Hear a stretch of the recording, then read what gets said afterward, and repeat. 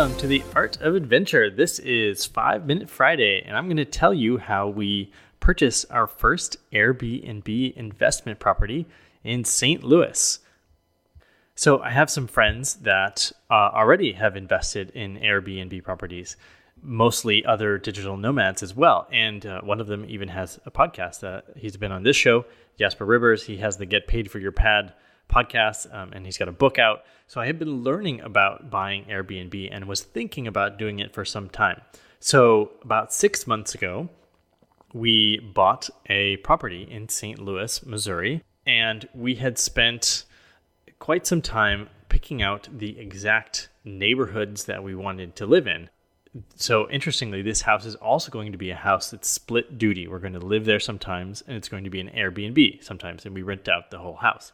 So we were looking at these neighborhoods, and there's great Airbnb markets near universities and big hospitals and large corporations. And so we picked some neighborhoods that were triangulated in between some of these features. So we knew there would be a lot of people coming into town for things like conferences and graduations and hospital visits and things like that. So partly we were investing in the location, and then we just needed to find a suitably priced and suitably sized property. And we ended up buying a 4-bedroom property that we can rent out the entire place, and it can sleep 10 or 12 people, which there's not that much competition on the Airbnb market for houses this big. So while we don't get as many sort of everyday bookings, if someone books us for 2 or 3 days over a weekend, it's pretty good profitability.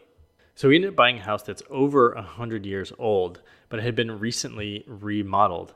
And so we paid a premium to have a house that was move-in ready. The house, in addition to, granite countertops in the kitchen looks great. Everything's been redone. It was also already being rented as an Airbnb. So the people that refurbished the house had beds and couches and towels and wine glasses, things like that, in the property already. So we purchased all that included in the sale of the property. So we were ready to start making money as soon as we closed on the deal. And we knew that we were going to be traveling for 6 months before we would ever move into the house. So we had 6 months of Airbnb rentals to take advantage of. And we wanted to start making money on that right away. Now, interestingly, as we were looking at houses, there was a couple other houses that we liked better for family houses, maybe a little bit smaller, 2 or 3 bedroom instead of a 4. And there was a couple things about this place. The wall paint color is kind of a dark gray. The furniture isn't that nice, that if you were going to buy a house, you would want, better paint or better furniture. And so this was initially a turnoff for my partner Heidi.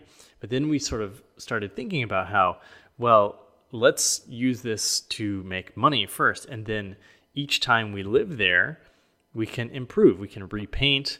We can get better furniture, better bookcases, dressers, do landscaping in the yard, which is just a blank canvas at this point. So there's a lot of improvement that can still be done to the property, which may or may not increase the Airbnb pricing that we're able to charge, but it may improve the resale value of the home or just the overall niceness of it to experience when we're there, which is important. So for our own livability, the house is close to 2 main entertainment streets, Grand Avenue and Cherokee Street, which both have tons of restaurants and culture and nightlife. And there's Tower Grove Park, which is one of the largest parks in the city, and the Missouri Botanical Garden, and close to the highways and lots of amenities. So it's a really great place to actually live. It's a great place to be an Airbnb guest, and it's also a great place to live. It's right on the edge of a sort of a gentrifying neighborhood, a neighborhood that's improving, and then just across the street is still kind of the hood, the bad part of town where the housing prices are much lower. So if the gentrification goes across the street and improves the neighborhood next to it, then we should have a pretty stably priced neighborhood, and our home value should go up or stay the same. So we've been running this for about 6 months now, and we pay the former owner. We talked to them about being our Airbnb mentor, which is great. And of course, I'm using the resources available from Get Paid for Your Pad from Jasper and other such podcasts and blogs out there about Airbnb you can learn for free. But anyway, the former owner, we're paying him a percentage commission, 20% of the income of the property. We pay him to manage the bookings, to be the one on call if the guests are there and have a problem, to go and make sure that everything is cleaned up. He hires a cleaner, make sure the yard is looking good, and does all of the customer relations for us. So basically, we're just the owners, and we're taking 80% of the Airbnb bookings. It'll be interesting to sort of try to figure out how to best use any money that we do invest into the property, because part of it will be, what do we like? What art do we want to put on the wall, or what couch do we want? But then what will lead to better prices, better income from the Airbnb property after we leave? So for sure, taking nicer photos is going to be a huge one, and doesn't have to add anything to the property. But we might like to buy a bookcase, but will that really affect the Airbnb pricing? Probably it's more important for people to have a hairdryer than a bookshelf on the property, or better to have TVs than a garage, but it'd be great for us to have a garage. So we're still fairly new to this game. Another thing that we did was start using pricing software, which lowers the price during the week to try to capture some sort of midweek business guests, and then it raises the price. On the weekends, it changes the price based on seasonality, so it's more expensive in the summer than the winter. If there's any big events coming in town, it'll raise the price. So basically, the goal is just to have overall more bookings and higher total revenue from your unit by adjusting the price up or down. One thing that we might do is try to look for partnerships maybe at these universities and hospitals, so they can recommend, say, to a visiting professor or to a family of people that are staying for a surgery or something like that. Hey, we have this great resource. Here's our top recommended Airbnb houses, and sort of get into the recommendation of these institutions, and maybe that can increase the number of bookings that we have. So while we're back in St. Louis for a little while, I'll be able to work on building those relationships and getting them in place for the next time that we leave, which will probably be in 2019. So far, it's been a great experience.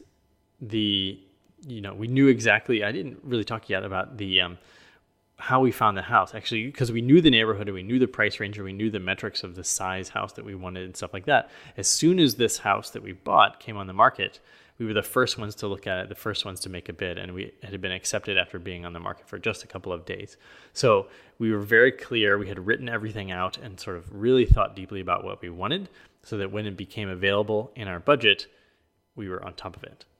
And so far, everything has gone really well. The previous house I owned in Colorado actually ended up getting flooded. It was part of this FEMA natural disaster zone, and it cost me tens of thousands of dollars to remodel it.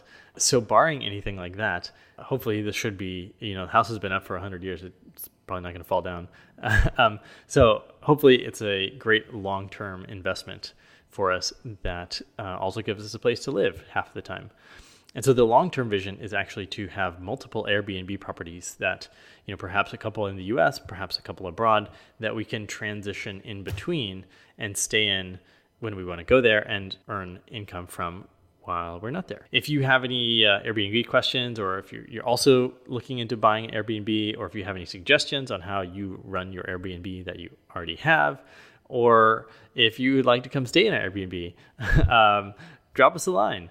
Would love to hear from you. Hopefully that's been useful. It's something that we're learning as we go, and it's pretty fun. It's cool to see new guests coming in every week. And it's also something we'll consider maybe even hosting guests while we're there, because we have 4 bedrooms. So hope you enjoyed that episode. And now it's your turn to go out there and be adventurous.